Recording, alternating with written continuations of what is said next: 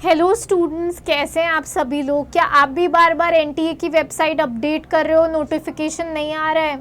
I know ऐसा लग रहा है कि एनटीए ने हमें घोस्ट कर दिया है। तो जिस हिसाब की टाइमलाइन हमारी चल रही है, अभी 3rd वीक ऑफ अप्रैल चल रहा है, हमारा नोटिफिकेशन अब तक आ जाना चाहिए था, लेकिन क्योंकि नहीं आया है and we are standing on 16th of April, तो हम ये अज्यूम कर सकते हैं कि एग्ज़ाम आपका पुश हो सकता है to 30th of June. Exam आपका 30th ऑफ जून जा सकता है। तो अपसेट नहीं होना है, आपको और ज़्यादा मौका मिला है पढ़ने का यार, और ज़्यादा अच्छी तैयारी कर लेना आप लोग, ठीक है। तो ये तो एग्ज़ाम की टेंटेटिव डेट्स की बात हो गई। अब हम करेंगे स्ट्रैटेजी पे बात। तो आपको ज़्यादा मौका मिला अच्छे से तैयार करना, पैटर्न भी अपडेट हो चुका है, एग्ज़ाम भी और ज़्यादा रिग्रेस हो चुका है, टाइम भी आपको और ज़्यादा मिल चुका है, ठीक है। तो कमिंग टू स्ट्रैटेजी,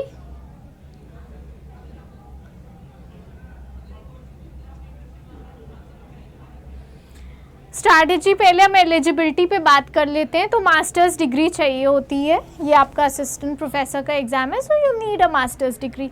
आपका 55% चाहिए होता है for general category and for other categories 50% होता है, ठीक है। असिस्टेंट प्रोफेसर की कोई एज लिमिट नहीं है, there is no age limit, but आपकी जेआरएफ की है। जेआरएफ की एज लिमिट है 30, ठीक है। 30 इयर्स इज़ योर एज, और जो है आपका 30 इयर्स इज़ योर एज, और आपका, ठीक है। एग्ज़ाम आपका दिसंबर में भी होता है, लेकिन हमें मान के चलना है जून का ही प्रिपेयर करना है, प्लीज़ दिसंबर को मत टारगेट करने लगना, ठीक है। स्ट्रैटेजी पे आ जाते हैं। जो आपका ओल्ड पैटर्न था उसमें डायरेक्ट क्वेश्चंस आते थे, सीधा सीधा पूछते थे, ठीक है, बेसिक सेक्शंस पूछते थे, ठीक है। अब थोड़ा इसको इंट्रिकेट कर दिया है, जो अभी हम देखेंगे, और रोट मेमोराइजेशन पे फोकस था, बट इस बार ऐसा नहीं है, पैटर्न अपडेट हो चुका है। अब किस पे फोकस करते हैं, रीजनिंग एंड एजर्शन पे। रीजनिंग एंड एजर्शन आता है, आपको 2 स्टेटमेंट्स दिए जाएंगे और 4 ऑप्शंस दिए जाएंगे, ठीक है। तो पैटर्न अपडेट हो चुका है। कंपैरेटिव पब्लिक लॉ का तो इम्पोर्टेंस अलग लेवल जा चुका है, इसको तो अलग से ध्यान में रखना है, इस पर स्टार मार्क करके रखना है।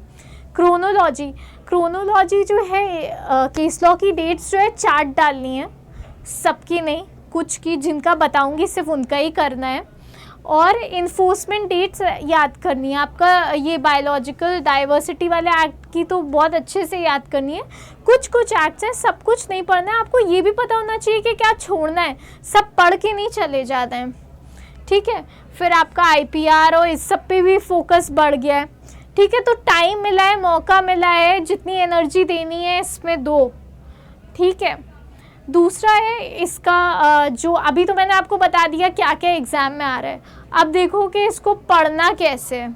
तो रिवर्स पीवाईक्यू मेथड, सिर्फ स्टार्टिंग से पढ़ना नहीं शुरू कर देना है, ठीक है। पहले पीवाईक्यूज़ को देखना है, उसका अच्छे से एनालिसिस करना है, उसको एनालाइज करो, समझो उसको अच्छे से, और तब पढ़ो। इसे हम रिवर्स इंजीनियरिंग भी कहते हैं।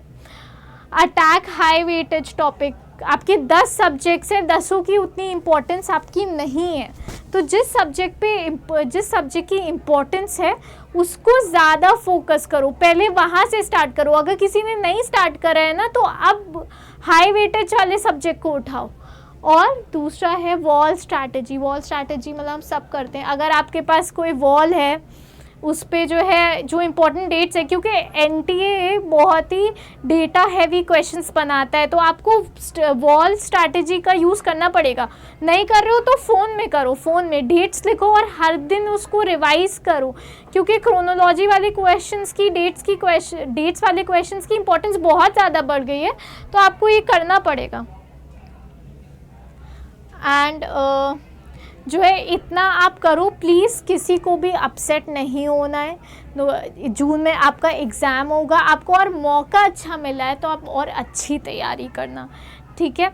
ऑल द बेस्ट, और तैयारी अच्छे से करो and crush it like a pro. Thank you.